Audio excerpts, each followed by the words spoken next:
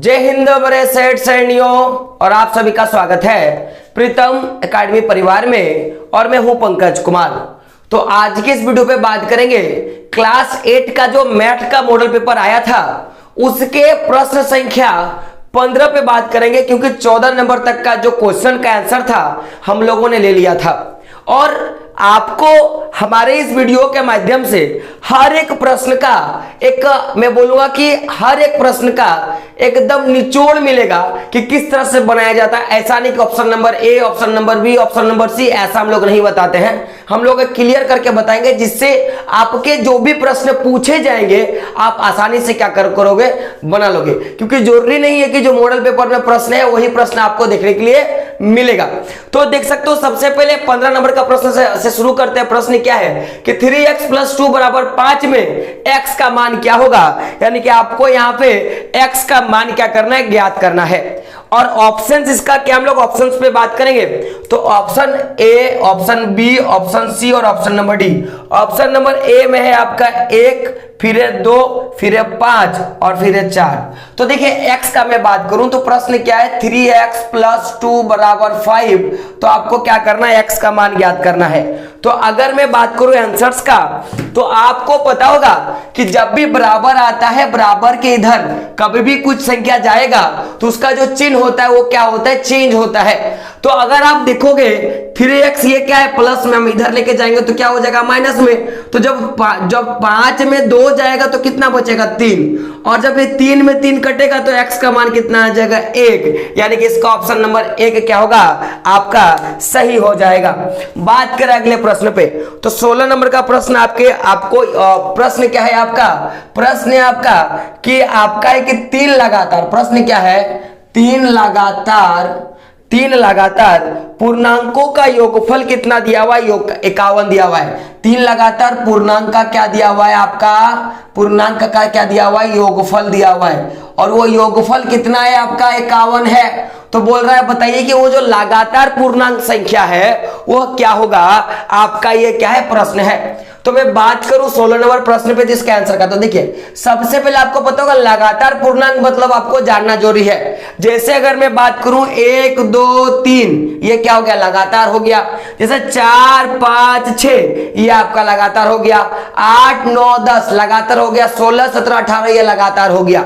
तो बोल रहा है कि लगातार पूर्णांकों का योग। तो एक बात आप बताओ, जैसे अगर मैं बात करूं 1, 2 और 3 का मैं बात करता हूं, तो अगर मान लिया जाए मैं अगर 1 को x मानूं तो 1 अगर x है और x में अगर हम लोग 1 जोड़ेंगे तो आपका 2 होगा कि नहीं होगा, आप बोलोगे हाँ सर। अगर ये x है और x में अगर 2 जोड़ देंगे तो 3 होगा कि नहीं, आप बोलोगे हाँ, क्योंकि अगर x का मान 1 रखे हम लोग और यहाँ पे अगर 1 रख देंगे, 1 और 1 जोड़ेंगे तो 2 और 1 और 2 जोड़ेंगे तो 3। यानी कि लगातार पूर्णांक आप देख सकते हो क्या है, किसी भी संख्या का लगातार पूर्णांक क्या हो जाएगा, x + 1, x + 2 ये क्या होगा, लगातार पूर्णांक है। तो चूंकि 3 लगातार पूर्णांक बोला है तो पहला लगातार पूर्णांक x, दूसरा आपका क्या हो गया x + 1 और तीसरा क्या हो गया आपका x + 2।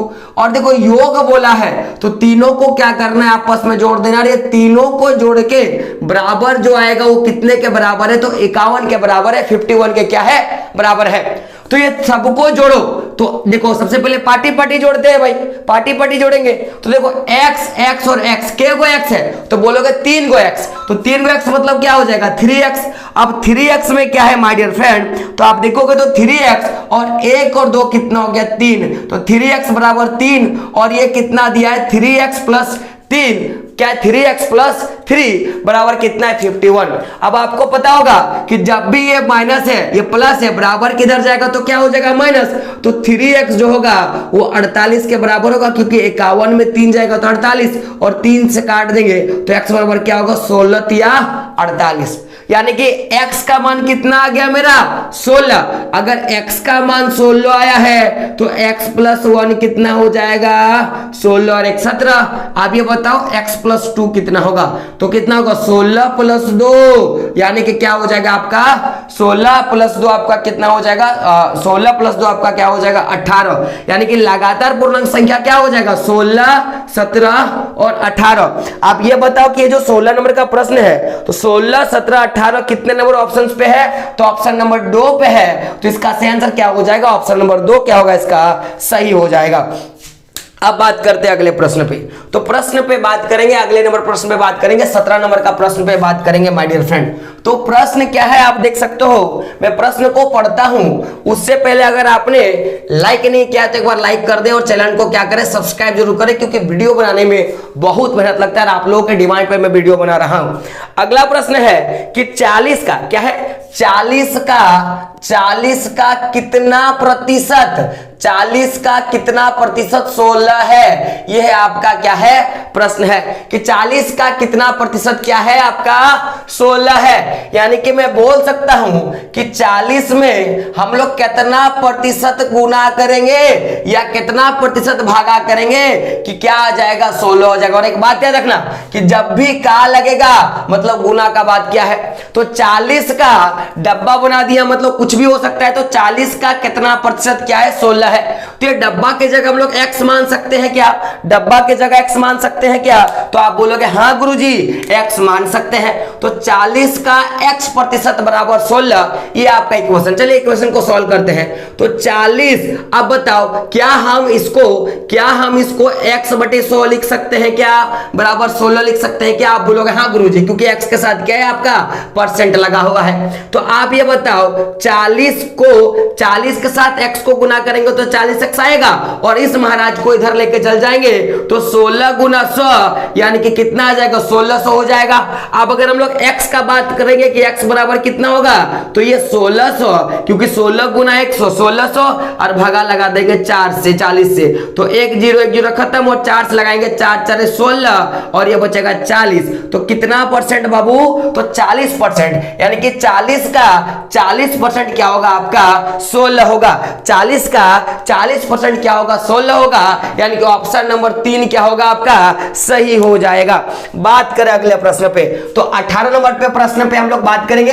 लेकिन उससे पहले मैं बार बार बोल रहा हूं, मेहनत लगता है वीडियो बनाने के लिए, चैनल को सब्सक्राइब कर ले, क्योंकि जैसे आप क्लास 9 जाओगे तो फिर आपका मैथ, साइंस, हिस्ट्री, ज्योग्राफी जो भी कुछ है वो मैं क्या करूंगा, आपको मैं धीरे धीरे करवा दूंगा।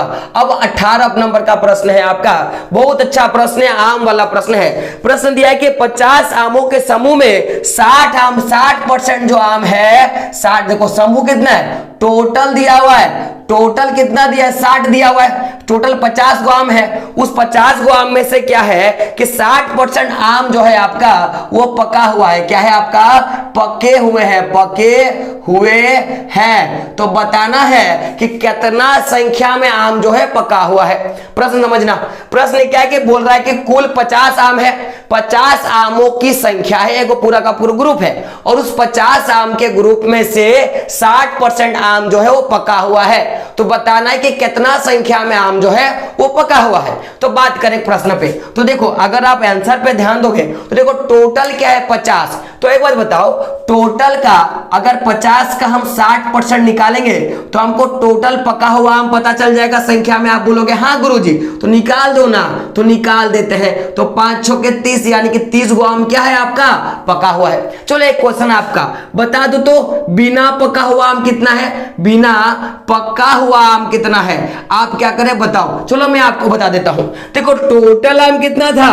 50 गो, उसमें से 30 गो पका हुआ है तो माइनस कर देंगे 30 गो, तो बचेगा क्या? 20 गो। तो ये 20 गो आम क्या होगा? बिना पका हुआ। लेकिन पूछा क्या है आपसे? आपसे पूछा है कि कितना आम पका हुआ है, यानी कि 30 आपका सही हो जाएगा। और अगर मैं आंसर का बात करूं माय डियर फ्रेंड, तो ऑप्शन नंबर 3 क्या होगा आपका? सही हो जाएगा। ऑप्शन नंबर 3 क्या होगा आपका? सही हो जाएगा। बात करें अगले प्रश्न पे, अगला प्रश्न है आपका 19 नंबर का प्रश्न है। चलिए दबा के शेयर कर दीजिएगा एक बार। 19 नंबर का प्रश्न है। प्रश्न क्या दिया? यदि क्या दिया हुआ है? यदि x बराबर 1 है और y बराबर -2 है तो हमको क्या ज्ञात करना है? आपको x square plus y square का क्या निकालना है? मान निकालना है। ये आपका 19 नंबर का प्रश्न है। तो देखो सबसे पहले मान तो दिया हुआ है, बैठा दो। तो हमको क्या पता है? x square plus y square का हमको मान निकालना है। x का मान 1 है तो 1 का स्क्वायर हो जाएगा, y का मान -2 है तो -2 का स्क्वायर हो जाएगा। तो आपको ये पता होगा एक को कितनों का स्क्वायर क्यों ना रहे, उसको कितना बार गुना क्यों किया ना जाए, उसका वैल्यू उतना ही आता है। तो x का पावर में क्या है 2, यानी कि 1 गुना 1 आपका क्या हो जाएगा 1, प्लस देंगे। अब देखना यहां पे क्या है -2 गुना -2, क्योंकि पावर है ना, तो आपको यह पता होगा कि माइनस और माइनस को जब साथ में गुना किया जाता है तो वो चिन्ह बदलता है और चिन्ह प्लस में बदल जाता है, यानी कि 1 और 1 माइनस और माइनस क्या हो गया प्लस, और 2 और 2 कितना हो गया 2 गुना 2 गुना 2 गुना 2 कितना हो गया 4, यानी कि 1 + 4 कितना आ जाएगा 5, 1 + 4 कितना आ जाएगा 5, यानी कि ऑप्शन नंबर 3 क्या होगा आपका सही हो जाएगा। बात करें अगले प्रश्न पे, हम लोग बात करेंगे 20 नंबर प्रश्न पे। 20 नंबर प्रश्न पे बात करेंगे तो प्रश्न क्या है आपका, प्रश्न है 7 के घन का, क्या है 7 के घन का इकाई अंक ज्ञात करना है। क्या करना है, इकाई अंक ज्ञात करना है। इकाई मतलब क्या, जो पहला अंक होता है, आपने पढ़ा होगा 1 10 आपने पढ़ा होगा, या आपने इकाई दहाई आपने पढ़ा होगा। जैसे अगर बात मान लिया जाए, अगर मैं बोलूंगा 7 8 6, आप बताओ इसका इकाई अंक क्या है, तो आप बोलोगे गुरुजी इसका इकाई अंक 6 है। मैं पूछूंगा इसका दहाई अंक क्या है, तो आप बोलोगे गुरुजी 8 है। मैं पूछूंगा बता इसका सैकड़ा अंक क्या है, मतलब 100वां अंक क्या है, तो आप क्या बोलोगे इसका सैकड़ा अंक क्या है 7 है। उसी तरह अगर मैं बोलूंगा 8 9 5, तो इसमें इकाई अंक क्या हो गया 5 हो गया। तो आप मेरे को बताओ इसमें क्या पूछा 7 का घन, तो घन मतलब क्या होता है कि 7 का पावर 3, घन माने क्या होता है 7 का पावर 3, और जब भी पावर 3 होगा यानी कि उस संख्या को उतना बार क्या करना है गुना करना होता है, यानी कि 7 गुना 7 गुना 7। तो किसी को अगर याद नहीं है तो वो क्या करेगा 7 गुना 7 गुना 7 करेगा। अब देखना बुड़बक कहां पे बनते हो, बहुत सारे बच्चे क्या करेंगे 7 गुना 7 49, और फिर इससे 7 को गुना करेंगे तो 7 नाम 63 के 3 हाथ में रहा 6, और 7 चौक कितना हो जाएगा, देखो 7 का सन 14 7 के 7 चौक 28 28 29 30 31 32 33 34 कितना आएगा 343। अब बच्चे इतना पूरा गुना करेंगे। हरे बुड़बकवा एक बात बताओ, आपको इकाई अंक पूछा है ना, तो क्या हम लोग 37 49 का 9 और 7 से गुना कर देंगे तो 63 माने 3, देखो इकाई अंक आया कि नहीं। हम लोग ऐसे भी इकाई अंक कर सकते हैं, ऐसे भी क्या कर सकते हैं इकाई अंक ज्ञात कर सकते हैं। जैसे एक प्रश्न है, मान लो कि आपको बोल देगा 9 के घात है और इसका क्या करना है आपको इकाई अंक ज्ञात करना है, तो 9 9 81, 81 माने 1, और 1 को जब 9 से गुना करेंगे तो 9, यानी कि 9 इसका क्या हो जाएगा इकाई अंक। जैसे मान लो कि 6 का क्यों दे दिया और पूछेगा इसका इकाई अंक गुना करो, तो 6 चौक 36, 36 में फिर क्या करना है गुना 6 कर देना है, 6 चौक 36 इकाई कितना आ जाएगा 6। यानी कि आपको क्या करना है कि गुना करना है, एक जो इकाई अंक उसको लेना है, फिर क्या करना है गुना करना है, तो आपको आराम से क्या होगा इकाई अंक प्राप्त हो जाएगा। बात करें अगले प्रश्न पे, तो इसका इकाई अंक क्या हो जाएगा आपका 3, यानी कि ऑप्शन नंबर 3 क्या होगा आपका करेक्ट हो जाएगा। अब अगला प्रश्न 21 नंबर का प्रश्न है कि एक घड़ी दिया हुआ है, क्या दिया हुआ है घड़ी का अंकित मूल्य 2000 रुपया है और इस पर बट्टा दिया गया, कितना का बट्टा दिया गया 10% बट्टा दिया जाता है, तो इसका विक्रय मूल्य ज्ञात करना है, यानी कि आपको एसपी ज्ञात करना है। तो देखो आपको क्या दिया है, आपको दिया है एमपी दिया है, घड़ी का अंकित मूल्य यानी कि आपको क्या दिया है एमपी दिया हुआ है, और एमपी कितना दिया हुआ है एमपी यानी कि अंकित मूल्य दिया हुआ है आपका 2000 रुपया आपका अंकित मूल्य दिया हुआ है, जिस पर बट्टा यानी कि बट्टा आपका दिया हुआ है, कितना बट्टा दिया है 10% का बट्टा दिया हुआ है। आपको विक्रय मूल्य निकालना है यानी कि सेलिंग प्राइस निकालना है, एसपी निकालना है। तो माय डियर फ्रेंड एक बात बताओ, कोई भी चीज अपना कितना परसेंट होता है, आप बोलोगे 100% होता है। तो अगर मान लिया जाए अगर किसी सामान में 100% का छूट, माने अगर मान लिया जाए कि कोई सामान 100 रुपया का है, अभी 100 रुपया में क्या हो कि 10 रुपया का छूट दिया गया। जैसे अगर मान लिया जाए कि एक लिपस्टिक है जिसका रेट कितना है आपका 100 रुपया है, अब उस लिपस्टिक पे 10 रुपया का छूट दिया गया, तो ये बताओ उस लड़की को वो लिपस्टिक कितना में मिलेगा, तो आप बोलोगे सर कि 90 रुपया में वो लिपस्टिक मिल जाएगा। अगर मान लिया जाए कोई सामान 80 रुपया का है और उस पर 20 रुपया का छूट दिया गया, तो वो सामान कितना में मिलेगा, तो आप बोलोगे 60 रुपया में मिलेगा। यानी कि यहां पे आप देखोगे तो यहां पे किस पे छूट दिया है, परसेंट में छूट दिया है। किस पे छूट दिया है आपका परसेंट में छूट दिया। तो करना कुछ नहीं है दोस्तों, याद रखना कि आपको क्या पता है कि जो भी एमपी होगा इसको परसेंटेज में हम 100% मान सकते हैं कि नहीं मान सकते हैं, 100% मान सकते हैं कि नहीं मान सकते हैं, आप बोलोगे हाँ गुरुजी मान सकते हैं। तो ये खुद का अगर 100% है और 100 में अगर 10 का छूट देगा, क्योंकि छूट देने के बाद जो रुपया होगा वही ना उसका क्या होगा बेचने वाला या विक्रय मूल्य होगा, आप बोलोगे हाँ गुरुजी। जैसे मैंने बोला कि 100 रुपया में अगर अगर 10 रुपए का छूट मिला यानी कि 90 रुपया, तो बेचेगा कितना में? कोई सामान का अगर अंकित मूल्य 100 रुपया है, उस पे 10 रुपए का छूट दिया गया, तो सामान तो बेचेगा कितना में? आप बोलोगे 90 में। तो उसी तरह अगर सामान को अगर 100% मान लिया जाए और उस पे अगर 10% का छूट दिया गया, यानी कि सामान तो बेचेगा कितना में? आप बोलोगे 90% में बेचेगा। कितना बेचेगा? 90% में बेचेगा। यानी कि अगर 2000 का अगर हम लोग 90% निकाल ले तो जो आएगा वही मेरा क्या होगा? हमारा एसपी निकलेगा, यानी कि सेलिंग प्राइस निकलेगा। तो काट देते हैं ना माय डियर फ्रेंड। 9 दूना कितना हो गया? 18 और 2 जीरो और लग जाएगा, हो जाएगा 1800। यानी कि कितना में सामान तो बेचेगा? तो आप बोलोगे सर 1800 में बेचेगा। और 1800 ऑप्शन कितना है आपका? ऑप्शन है आपका ऑप्शन नंबर शायद 4 होगा। ऑप्शन नंबर कितना है आपका? ऑप्शन नंबर 4 हो जाएगा। एक इसका कितना हो जाएगा? 4। अब बात करते हैं क्वेश्चन नंबर 22 पे। तो क्वेश्चन नंबर का 22 है 75 पैसे का 2 रुपया का अनुपात कितना होगा? देखो अनुपात मतलब क्या होता है? बटा। क्या होता है? बटा। क्या है? 75 पैसा एक तरफ कितना दिया है आपका?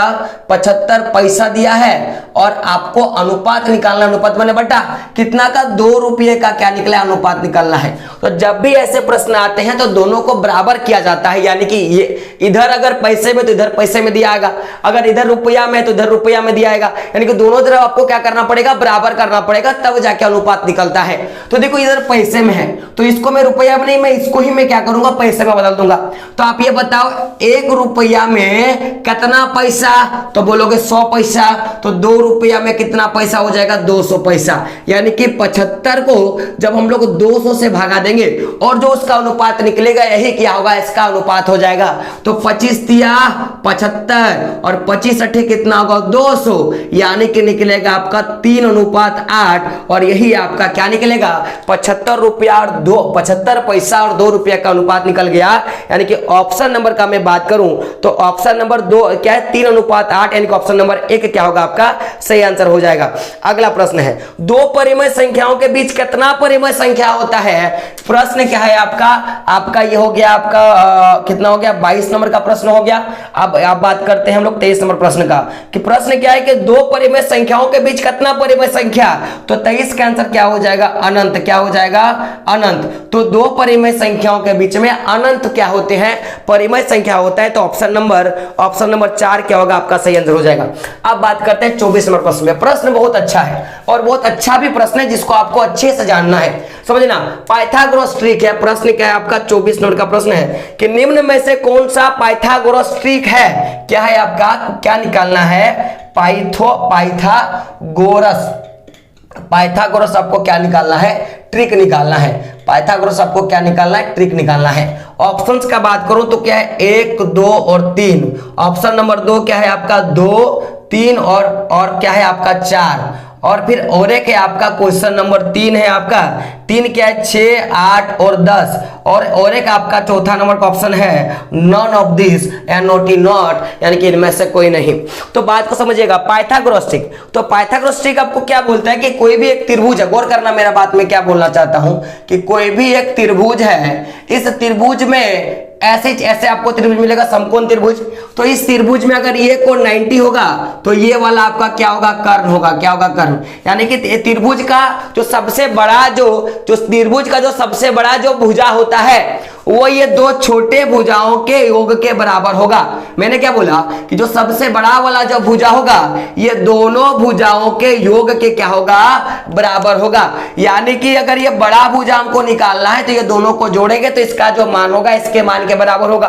तो आपको क्या पता होगा कि जो अगर मुझे कर्ण निकालना है तो कर्ण जो होता है वो लंब और आधार के बराबर होता है। चूंकि कर्ण स्क्वायर होता है, क्या बोला कि इसका जो वर्ग होगा और ये दोनों के वर्ग के बराबर होगा, तो कर्ण स्क्वायर, लंब स्क्वायर और आधार स्क्वायर आपको पता होगा।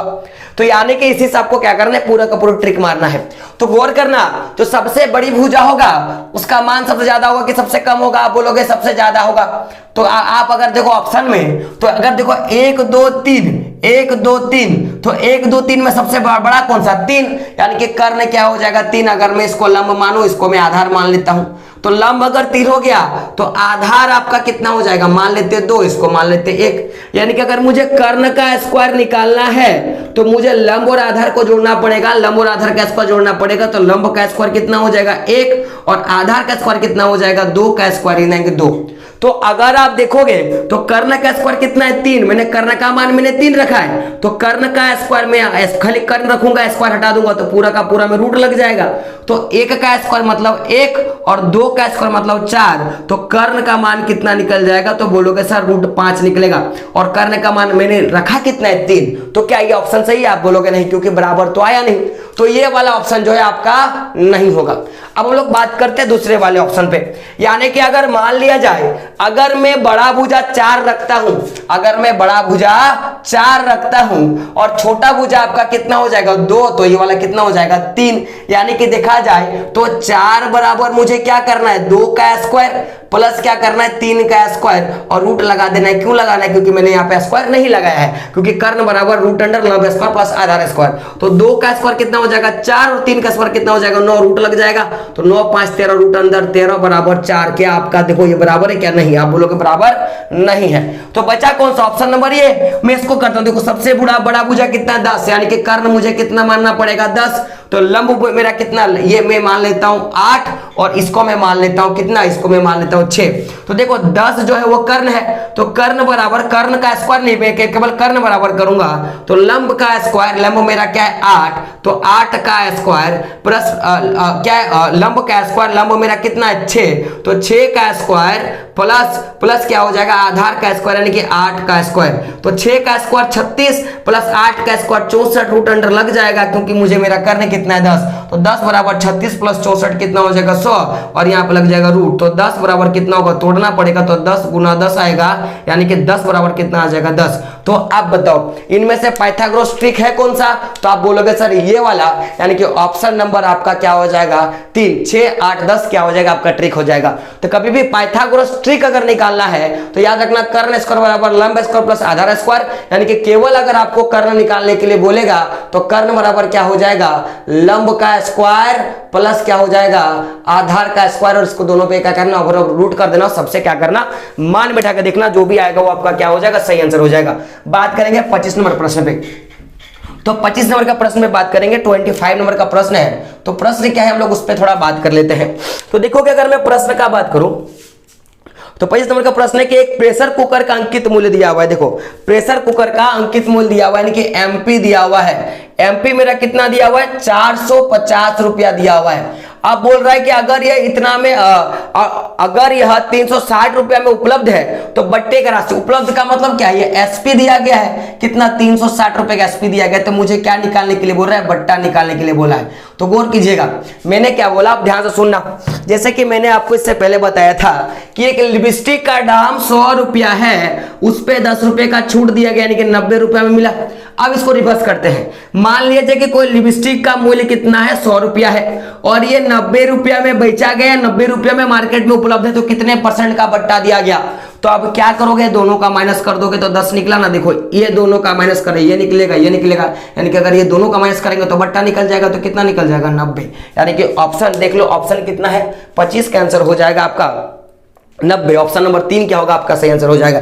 बात करें अगले प्रश्न पे, तो 26 नंबर का प्रश्न है, यदि 16 पेंसिल कितना है 16 पेंसिल का मूल्य दिया हुआ है 64, तो बोल रहा है 144 रुपया में के गो पेंसिल आएगा, आपका ये प्रश्न है। तो आपको इसमें आपको एक एक नियम आपको पता होगा, तो एक एक नियम पे बात करेंगे। प्रश्न क्या दिया है कि 16 पेंसिल का दाम है, 16 पेंसिल है, 16 पेंसिल का दाम है 64 रुपया, तो बोल रहा है बताओ 144 रुपया में के गो पेंसिल आएगा, के गो पेंसिल आएगा, आपका ये प्रश्न है। तो हम इससे क्या कर सकते हैं, हम लोग एक पेंसिल का दाम निकाल सकते हैं क्या? हाँ, आप बोलोगे हाँ, क्या बोलोगे कि सर 16 पेंसिल जो है 16 पेंसिल का दाम है 64 रुपया, तो एक पेंसिल का अगर रेट निकालना है तो 16 बटे 64 बटे कितना कर देंगे 16, तो 16 चौक 64 यानी कि 4 रुपया में क्या होगा एगो पेंसिल आएगा। 4 रुपया में क्या होगा एगो पेंसिल आएगा। मेरे पास टोटल रुपया कितना 144 रुपया है, तो अगर हम इसको 4 से भगा देंगे तो हमको पेंसिल का संख्या ज्ञात हो जाएगा। तो 4 दूना 12 4 दूना बोल रहे हैं 4 तिया 12, 4 तिया 12 2 बचा और 3 8 24, क्या होगा 4 तिया 12 8 4 4 16 4 5 4 6 24, यानी कि देखो 4 तिया 12 हाथ में किससे बचा 2 24 हो गया, 4 का 4 8 4 तिया 12 4 4 16 4 5 4 6 26 4 6 24, यानी कि आपका कितना हो जाएगा 36 रुपया। तो ऑप्शन नंबर 3 क्या होगा आपका सही आंसर हो जाएगा। तो 16 पेंसिल का दाम 64 रुपया, तो एक पेंसिल का कितना हो जाएगा 64/16। तो ये क्या क्या निकल गया, एक पेंसिल का रेट निकल गया। तो जब एक पेंसिल का रेट निकला तो हमको क्या निकालना है, इतना रुपया में बोला है तो टोटल से भागा दे देंगे तो कितना निकलेगा, 16 का पेंसिल आएगा कितना, 144 रुपए में कितना आएगा, 16 का पेंसिल आएगा। बात करें अगले प्रश्न पे। अगला प्रश्न है आपका कितना नंबर का प्रश्न है आपका, प्रश्न है आपका ये ये कितना था, 26 नंबर का प्रश्न था। अब बात कर लेते हैं 27 नंबर प्रश्न पे। 27 नंबर का प्रश्न है आपका, प्रश्न क्या है आपका कि 45 व्यक्ति किसी काम को 13 दिन में करता है। 45 को आदमी है, काम को खत्म किया, कितना दिन में काम किया, 13 दिन में क्या क्या है, कोई भी काम जो होता है वो खत्म कर देता है। तो बोल रहा है बताइए 39 व्यक्ति उसी काम को कितना दिन में समाप्त करेगा। 39 को व्यक्ति लग जाएगा, 39 को क्या लग जाएगा, व्यक्ति लग जाएगा, है ना। 39 को क्या करेगा, व्यक्ति लग जाएगा। तो बोल रहा है कि कितना दिन में वही काम को समाप्त करेगा। तो सबसे पहले आपको टोटल वर्क निकालना पड़ेगा। तो देखो इसका एक सिंपल सा आपका एक फॉर्मूला होता है, याद रखना है। जब भी ऐसा प्रश्न आएगा तो इसको क्या करना है, इससे गुना कर देना है, व्यक्ति को दिन से गुना कर देना है। तो 45 गुना 13, और जिससे निकालना है कि कितना में काम आएगा उसको क्या करना है, आपको भागा लगा देना है। क्या करना है, उसको भागा लगा देना है। तो क्या होगा, देखो 45 गुना 13, ये टोटल मेरा, इससे टोटल वर्क निकला और इससे भागा लगा देंगे 39 से। तो 13 तिया कितना होता है 39, तो 3 से काटेंगे तो 15 तिया 45, यानी कि वो 39 व्यक्ति जो है वो 15 दिन में क्या करेगा, वही काम तो खत्म कर देगा। तो 15 आगा 4 नंबर आंसर हो जाएगा। अब बात करेंगे 28 नंबर प्रश्न में।